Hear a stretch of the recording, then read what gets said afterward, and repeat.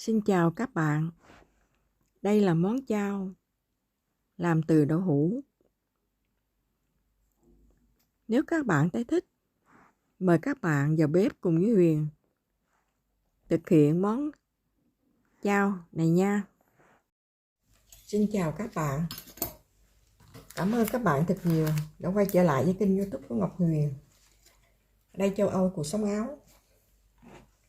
Hôm nay xin mời các bạn vào bếp cùng với Huyền làm chao kiểu truyền thống, đơn giản.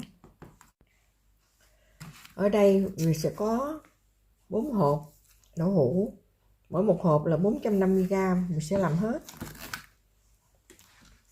với liều lượng 4 hộp đậu hũ thì mình sẽ làm tất cả là 18 muỗng canh muối. Muối này một chút mình phải đi rang nha, đi rang cho vàng.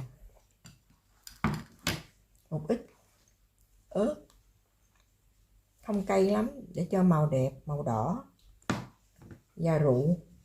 Với 4 miếng đậu hũ thì Huyền sẽ làm tất cả là 6 muỗng rượu trắng nha. Bây giờ đầu tiên Huyền sẽ đi cắt đậu hũ ra và Huyền sẽ đi luộc sơ với muối. Huyền sẽ cho vào đây 1 muỗng canh nha. Muối, đậu hũ Huyền cũng đã rửa sơ rồi. Bây giờ mình trụng với muối khoảng 2 phút rồi mình vớt ra nha các bạn.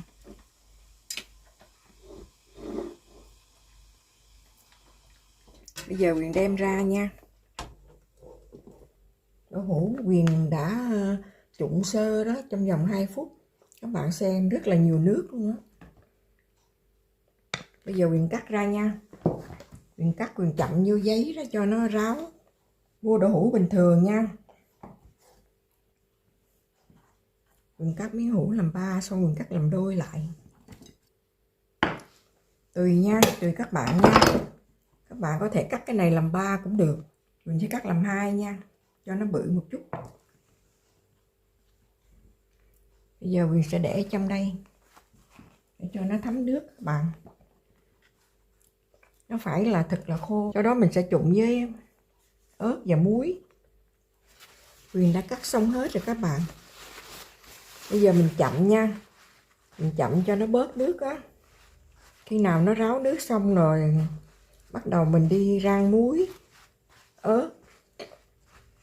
Rồi mình sẽ lăn qua và đi ủ. Mình ủ hơi trời hơi mát mát nắng nắng đó các bạn. Phải ủ 4 ngày nha. Rồi mình đem vô, ít nhất là cũng phải 3 ngày. Đem vô rồi mình coi cái đậu nó có bị mốc hay là nó bị hư á, thì mình phải làm lại cái khác nha. Huyền lót cái giấy trong nhà bếp á, Huyền lót nhiều nha. Huyền lót 4 lớp 5 lớp á. Tại vì cái loại đậu hũ này một lát nước nhiều lắm, cho nên để cho nó thấm bớt mình để ở đây 2-3 tiếng nha các bạn, để cho nó bớt nước đã. Trong khi chờ đợi mình sẽ đi rang muối nha, để cho nó nguội mình mới làm được. Bây giờ bắt đầu mình rang muối nha các bạn. Cứ 2 miếng đậu hũ các bạn làm khoảng 8 muỗng canh muối thì khoảng 200g. Ở đây Huyền cân thử là hơn 400g một chút, nghĩa là 8 muỗng. Bây giờ chảo nóng, bây giờ mình bỏ muối vô mình rang nha. Mình rang mà khi nào thấy nó kêu tách tách đó là được nha các bạn.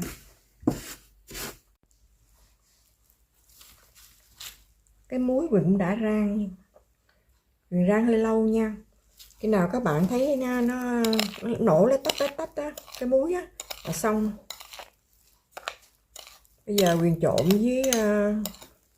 với ớt nha. Rồi mình bỏ trong khay á, khoảng 3-4 ngày rồi mình xong. Cái ớt này hơi cay nha các bạn.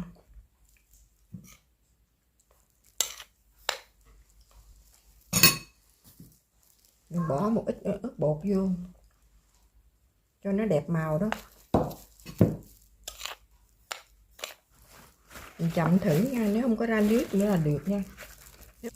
Mình nhúng sơ qua nha. Xong rồi mình chắc vô trong cái hộp á.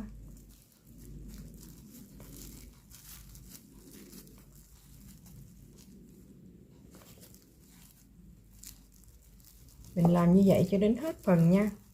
Phần đậu hũ mình đã chuẩn bị đó. Huyền đã tẩm đậu hũ với lại muối với ớt. Bây giờ Huyền đậy kín vô nha. Đừng có để không khí vô đây. Muối này thì mình chừa lại. Khi nào Huyền ấy nắng xong khoảng 3-4 ngày đó, Huyền đem vô. Mình sẽ pha rượu trắng với nước lọc. Mình bỏ vô trong hũ keo nha. Phải để 4 tuần đến 5 tuần mới ăn được các bạn. Bây giờ mình chờ nha.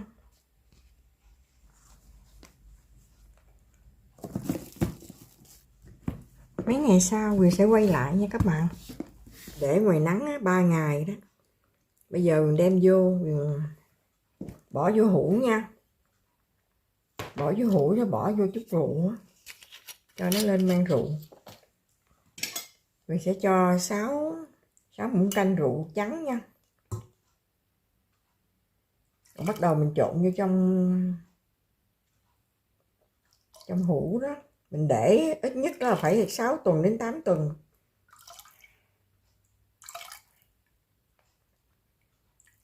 Mình cho 6 muỗng nha.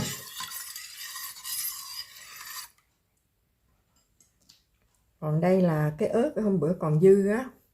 Với muối Huyền rang lên còn dư, giờ Huyền bỏ vô trong đây luôn. Nước này là Huyền nấu nước sôi nha. Mình để nguội đó. Mình bỏ hết vô. Nếu các bạn có ớt màu đẹp, màu đỏ, các bạn để nó đẹp hơn. Bây giờ mình bỏ vô hũ nha. Hũ các bạn phải nhớ là phải rửa bằng nước sôi đó. Cho nó khử trùng á. Tùy các bạn cắt nhỏ cũng được, cắt lớn cũng được.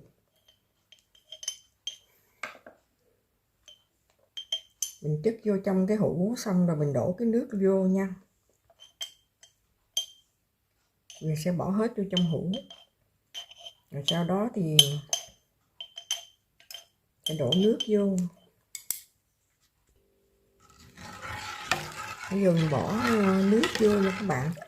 Trong đây có rượu, nước lọc với muối với ớt nha. Các bạn nhớ nha, mình để là khoảng 6 tuần đến 8 tuần nó mình mới được ăn được đó. Để cho cái lên men đó.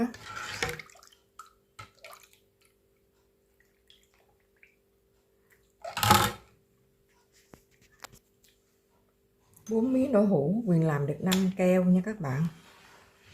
Bây giờ mình sẽ để 2 tháng nha.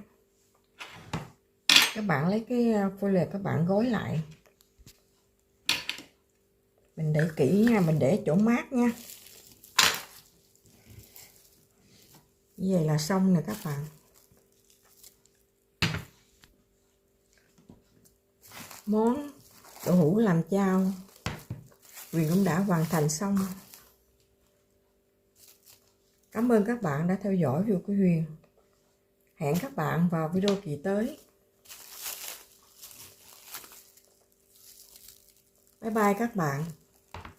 Bye bye.